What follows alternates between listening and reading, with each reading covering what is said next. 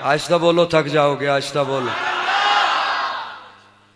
बड़ी बात तो हुजूर ने बयान फरमाई, सुनाऊं? प्यारे आका जब पहुंचे ना बदर में, कहां? बदर में, आधी रात का वक्त था। सहाबा को फरमाया अपने अपने खेमों में आराम करो। खुद अपने खेमे में जाने लगे तो खादिम को फरमाया किसी को अंदर ना आने देना, मैं लाइन मिलाने लगा हूं, मैं अपने दाता के सामने झोली फैलाने लगा हूं, मैं अपने रब से मांगने लगा हूं। हाय हाय हाय, दुख होगा जब ये जुमला जाया गया तो। प्यारे आका फरमाते खादिम को किसी को अंदर ना आने देना, लेकिन सुन, अगर अबू बकर आया तो रोकी ना। लुत्फ की बात ये, आए ही अबू बकर। अबू बकर क्या कहने तेरी अजमतों के, रिफतों के, बुलंदियों के, उरूज के। अबू बकर के जब मैं किसी और तस्करे को पढ़ता हूँ ना किताब में, तो मैं कहता हूँ अबू बकर क्या कहने तेरे उरूज के, क्या कहने तेरी मेराज के, क्या कहने तेरी बुलंदी के।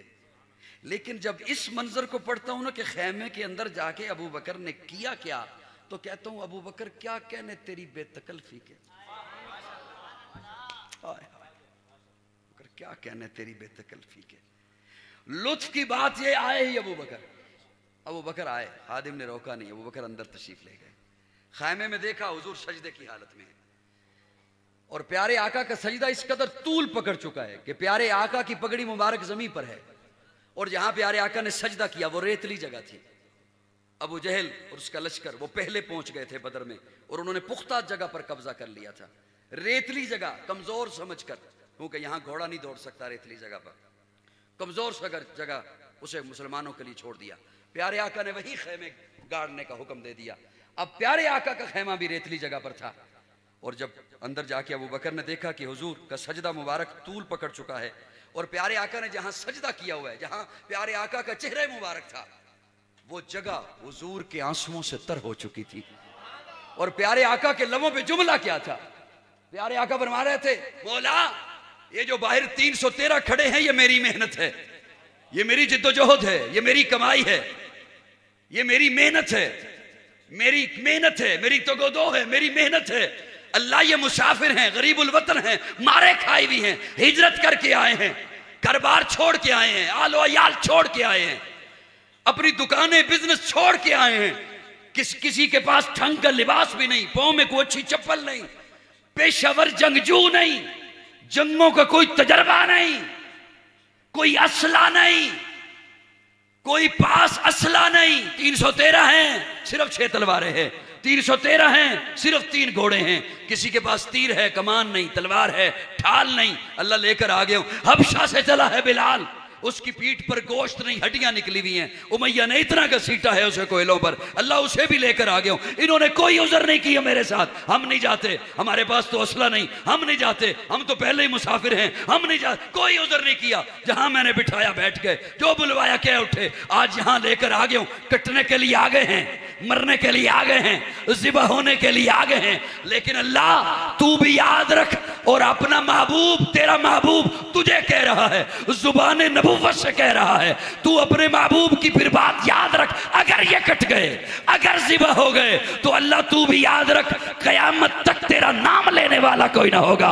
अरे काजी ने तो ये कहा है, हया ना होती सहाबा ना होते, दाढ़ी ना होती सहाबा ना होते, पगड़ी ना होती सहाबा ना होते, मस्जिद ना होती सहाबा ना होते, मदारिस ना होते सहाबा ना होते। मेरे आका बड़ा जुमला बोलते हैं, मौला तेरी तौहीद के नारे भी नहीं होते अगर सहाबा नहीं।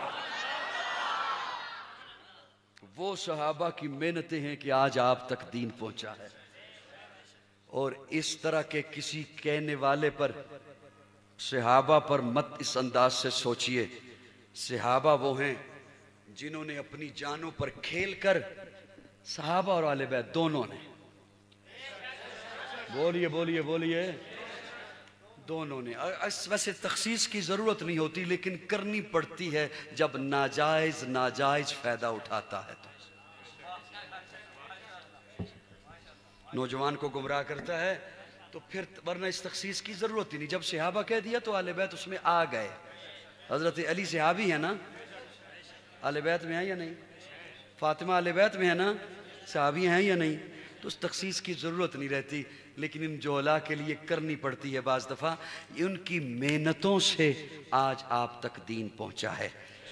उनके किरदार पर कोई उंगली उठाता है तो ये यकीन रखिए कि उसका अपना किरदार मशकूक है, उसकी अपनी नस्लें मशकूक है। सहाबा भी हक हैं, आले बैत भी।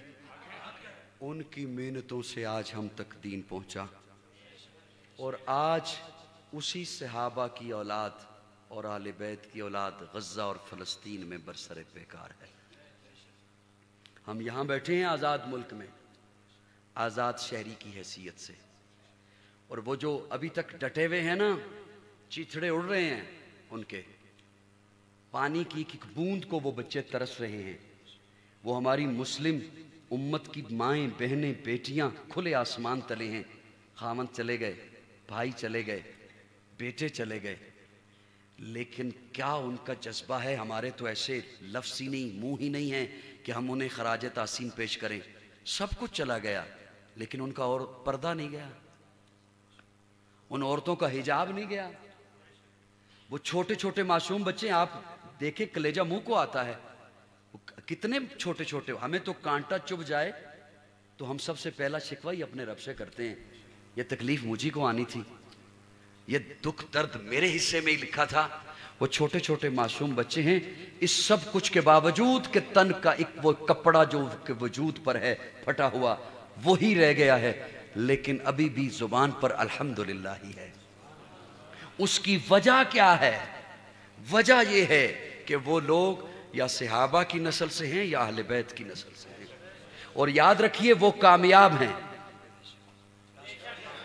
कल एक बड़ा खूबसूरत जुमला मौलाना फजलुर रहमान ने बोला कि शिकस्त उसे नहीं कहते जो कट जाए, शिकस्त तो उसकी कहते हैं जो झुक जाए। वो झुके नहीं हैं, कटे हैं।